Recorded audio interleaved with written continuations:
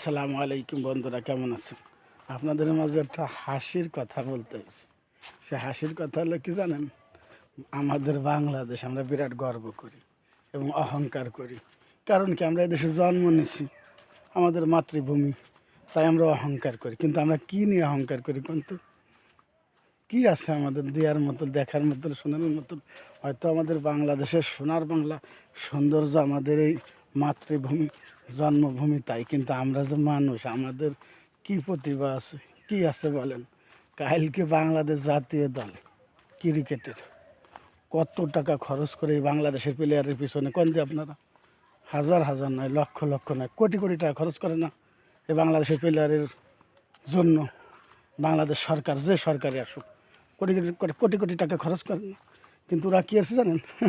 হাসি পাইছি, সামান্য ছোট একটা রাষ্ট্র, যে রাষ্ট্র নতুন রাষ্ট্র, বড় উন্নত রাষ্ট্র, কিন্তু রাষ্ট্র তো স্বীকৃতি পাইছে ক্রিকেট খেলায় নতুন, যে এখান থেকে বিশ্বকাপে চান্স পায় নাই ক্রিকেট খেলবার। বিশ্বকাপ যে ক্রিকেট খেলায়, ওই খেলায় তারা চান্স পায় নাই, কারণ তারা এত নতুন দল, ক্ষুদ্র দল, মানে বাংলাদেশের থেকে অনেক ক্ষুদ্র দল। সেই দলের কাছে বাংলাদেশ হাইরে গেছে। এরা আবার বলে টাইগার, এরা আবার নাম দিচ্ছে কি, আমরা টাইগার, বাংলাদেশের টাইগার। এগো আবার টাইগারের স্বীকৃতি দিছে রয়্যাল বেঙ্গল টাইগার, জাতীয় টিম। এরা ক্ষুদ্র একটা ছোট রাষ্ট্র আয়ারল্যান্ড, তাদের কাছে ঠকে গেছে ক্রিকেট খেলবা যাইয়ে। তো এই কথাটা আমার হাসি পেলাম। এরা আবার আমরা কেমনে বলি আমরা জাতীয় দল টাইগার, বাংলাদেশ একটা জাতীয় দল, কেমনে এরা খেলায়? এগুলো লজ্জা করে না? আপনিই বলেন। আমি একটা কাজ করতে গেছি, কাজটা সফল হয় নাই, কাজটা করতে তো মেহনত করা লাগবে, মেহনত পরিশ্রম করা লাগবে। এরা পরিশ্রমই করে না, মেহনতি করে না, এরা ঠগে আবার হাসে।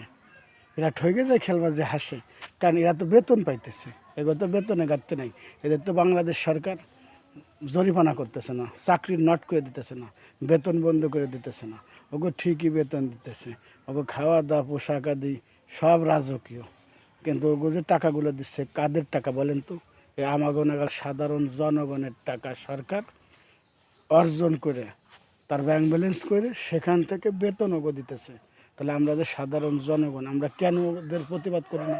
অন্য অন্য রাষ্ট্রে আপনারা দেখবেন, ক্রিকেট হোক, ফুটবল হোক, কাবাডি হোক, র্যাকেট হোক, কি ব্যাডমিন্টন হোক, যে কোনো খেলা হোক, যদি ভালো না খেলে তাহলে কি করে কন তো? ওকে দাঁড়ার পর স্থগিত করে দেয়, বাড়ি গদ্দ নোট করে দেয়, ঘেরাও করে ফেলায়, ওগো জরিমানা করে, চাকরি থেকেও নোট করে দেয়।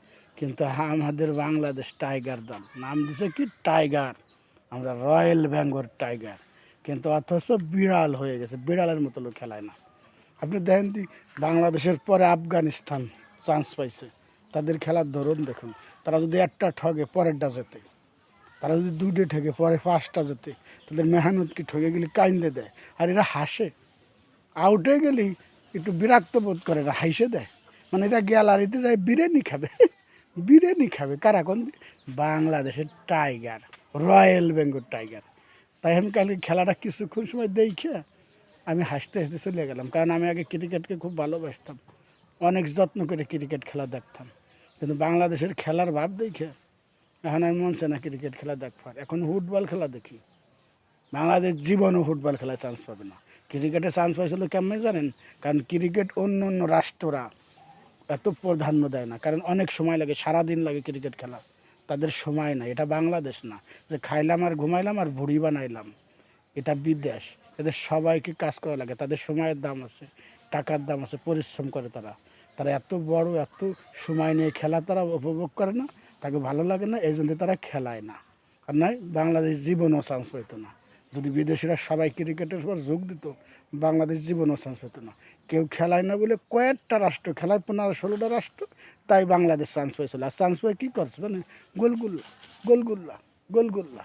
এ কই তো লজ্জা হবে, যেহেতু আমি বাংলাদেশের নাগরিক। তাই কালকে খেলা দিয়ে আপনাদের মাঝে শেয়ার করলাম। নাম সেরা টাইগার। আরে নাম দেন, আমি ফরিদপুরি নুর ইসলাম ভাই। আর ফরিদপুর মানে কি?